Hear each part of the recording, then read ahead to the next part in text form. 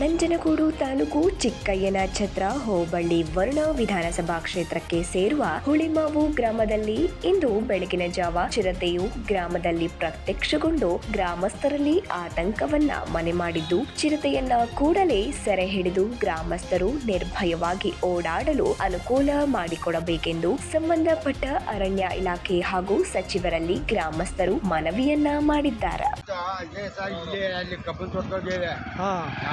ಈಗ ನಿಮ್ಗೆ ಆಡು ಮೇಯಿಸ್ತೀರಿ, ನಿಮ್ಗೆ ಭಯ ಆಗಲ್ವಾ? ಭಯ ಆಯ್ತದೆ. ಏನ್ ಮಾಡೋ ಭಯ ಆಯ್ತದೆ ಅಂದ್ರೆ ಭಯ ಐತಿ. ಅದು ಈಗ ಚಿರತೆ ಇಡಕ್ಕೆ ಅರಣ್ಯ ಇಲಾಖೆ ಬಂದಿದಾರಂತ ಬೋನ್ ಇಡ್ಬೇಕು, ನಿಮ್ಗೆ ಎಲ್ಲ ಮಾಡ್ಬೇಕು ಅಂತ ಹೇಳ್ಬಿಟ್ಟು ಹೋಗಾರ. ಬೋನ್ ಇಡ್ಬೇಕು. ಊರೊಳಗೆ ರಾತ್ರಿ ಊರೊಳಗೆ ಇದೆ. ಮೊನ್ನೆ ಕರ ಹಿಡಿದು ಕಡ್ದು ಓಡಾಗ ಹೋದ್ಗಾರ. ಈಗ ನಿಮ್ಗೆ ಭಯ ಆಗ್ತದೆ ಆಡು ಕುರಿ ಮೇಯ್ಸಕ್ಕೆ? ಆಡು ಕುರಿ ಮೇಯ್ಸಕ್ ಭಯ ಆಯ್ತದೆ. ಎಲ್ಲಿದ್ದ ಏನ ಎತ್ತ ಅನ್ನೋದೇ ಭಯ ನಮ್ಗ.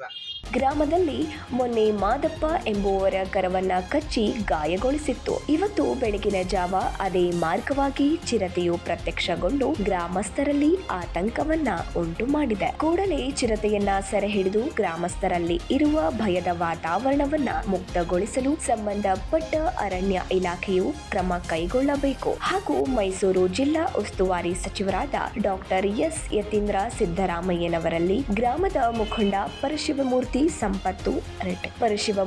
ಸಂಪತ್ತು ಸೇರಿದಂತೆ ಗ್ರಾಮಸ್ಥರು ಮನವಿಯನ್ನ ಮಾಡಿದ್ದಾರೆ. 5:30 ಚಿರತೆ ಕಂಡು ಅಲ್ಲಿ ಇದಾಗಿತ್ತು. ಅರಣ್ಯ ಇಲಾಖೆಗೆ ಮಾಹಿತಿ ಕೊಟ್ಟು ಅವ್ರು ಬಂದು ಸ್ಥಳಾಪರಾಜನೆಲ್ಲ ಮಾಡಿದ್ದಾರೆ ಅಂದ್ರೆ ಉಳಿಮೋ ಈಗ ತಿರುಗಾಡಕ್ಕೆ ಬರಕ್ಕೆ ಈಚೆಗೆ ಭಯ ಆಗುತ್ತಾ ಇದೆ. ಅದರಿಂದಾಡಿ ನಮ್ಮ ಯತೀಂದ್ರ ಸಿದ್ದರಾಮಯ್ಯನವರು ಅರಣ್ಯ ಇಲಾಖೆಗೆ ಒತ್ತು ಕೊಟ್ಟು ಉಳಿಮೋ ಗ್ರಾಮಸ್ಥರನ್ನ ಭಯ ಭೀತಿಯಿಂದ ಇದು ಮಾಡಬೇಕು ಅಂತ ಕೇಳ್ಕೊತಾ ಇದ್ದೀವಿ. ಯತೀಂದ್ರ ಸಿದ್ದರಾಮಯ್ಯ ಭಯ ಆಗ್ಬೇಕು. ಯತೀಂದ್ರ ಸಿದ್ದರಾಮಯ್ಯ ಒಂದ್ಸಲಿ ಜಲ್ದಿ ಇವರೇ ನೋಡಿ.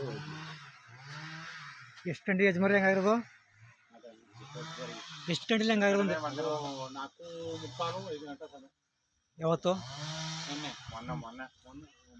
ಮೊನ್ನೆ ನೈಟ್ ಆಗಿರೋದಾ? ಎಷ್ಟು ಗಂಟೆಲಿ? 3:30 ಗಂಟೆ. ನೀವು ಒಳಗಡೆ ಕಟ್ಟಾಕಲ್ಲ ಹಸುಗಳನ್ನ?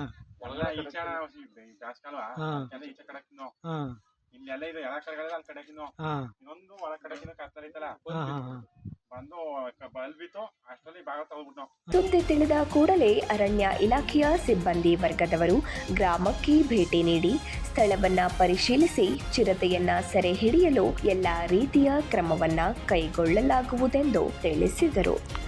9 ಲೈವ್ ನ್ಯೂಸ್, ಮೈಸೂರು.